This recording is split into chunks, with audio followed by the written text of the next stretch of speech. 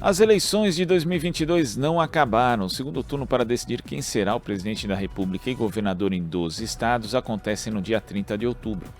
Mas no primeiro turno foi possível perceber o aumento no número de votos para candidatas mulheres. São Paulo, por exemplo, passa a contar com 25 parlamentares que terão assento na Assembleia Legislativa do estado. Confira detalhes na reportagem de Larissa Borer. O aumento da representatividade feminina foi uma marca nas eleições de 2022, principalmente entre os cargos para deputadas estaduais e federais. Em São Paulo, a Assembleia Legislativa vai contar com 25 deputadas no ano que vem, um aumento de 6% comparado com as últimas eleições. Em 2018, 19 mulheres foram eleitas para ocupar as cadeiras da casa. Já em 2014, o número era ainda menor, com apenas 11 mulheres deputadas estaduais eleitas. A bancada feminista do PSOL, recém-eleita com mais de 260 mil votos, obteve o maior número de votos no estado. Segundo Paula Nunes dos Santos, uma das co-deputadas da bancada feminista do PSOL, avalia que esse aumento significativo no número de mulheres eleitas é um reflexo da ampliação de consciência do eleitorado paulista. Eu avalio que isso é muito positivo, porque mostra um aumento da consciência do eleitorado paulista, um aumento de consciência da população sobre a importância de elegermos cada vez mais mulheres. E eu acho que são marcas que mostram pra gente a força que a coletividade na política tem. Nós conseguimos reunir lutas muito diversas, representadas por 5 mulheres negras na Assembleia Legislativa, nessa candidatura. Então, lutas que precisam estar representadas na Assembleia Legislativa.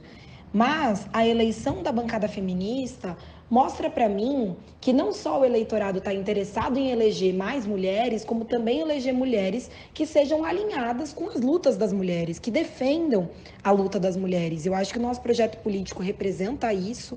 A eleição de outras deputadas ligadas também ao movimento feminista, de outras deputadas mulheres negras, me mostra isso também. Então, eu considero que é um avanço, ainda que, infelizmente, isso não esteja perto de representar o número de candidaturas femininas nessas eleições, o número do eleitorado de mulheres nessas eleições, muito menos o que é a representação das mulheres na nossa sociedade. Embora o crescimento seja significativo comparado aos anos anteriores, ainda é muito desigual o número de mulheres e homens que ocupam assentos na Alesp. Para a co-deputada da bancada feminista do PSOL, Paula Nunes dos Santos, essa desigualdade de gênero pode causar problemas como a violência e o assédio na política, por exemplo.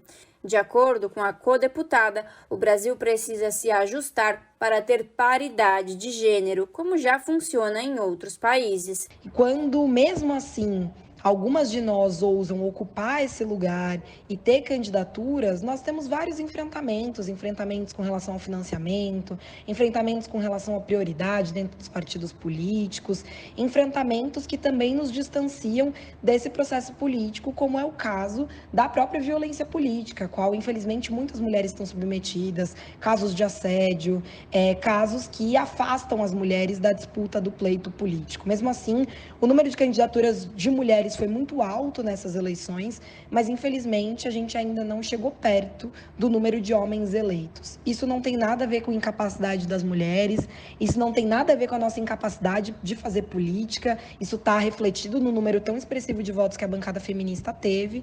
Agora, eu acho que isso também exige de nós, legisladores, uma responsabilidade, que é a responsabilidade de olhar para as casas legislativas e tentar garantir espaços que sejam minimamente paritários. Em muitos outros países do mundo já existe paridade de gênero dentro das casas legislativas. O Brasil não tem isso. Não tem no Congresso Nacional, não tem nas Assembleias Legislativas, não tem nas câmaras municipais, não tem sequer no Executivo. Então, acho que chegou a hora também de garantir uma luta interna para que minimamente exista uma paridade de gênero na composição das casas legislativas. A representatividade feminina trans também foi marcada nestas eleições com 2 deputadas federais eleitas, Érica Hilton, do PSOL de São Paulo, e Duda Salabert, do PDT de Minas Gerais. São votos conquistados pela primeira vez na história da Câmara dos Deputados. Larissa Borer, Rádio Brasil Atual e TVT. Você está ouvindo Jornal Brasil Atual. As notícias que os outros não dão.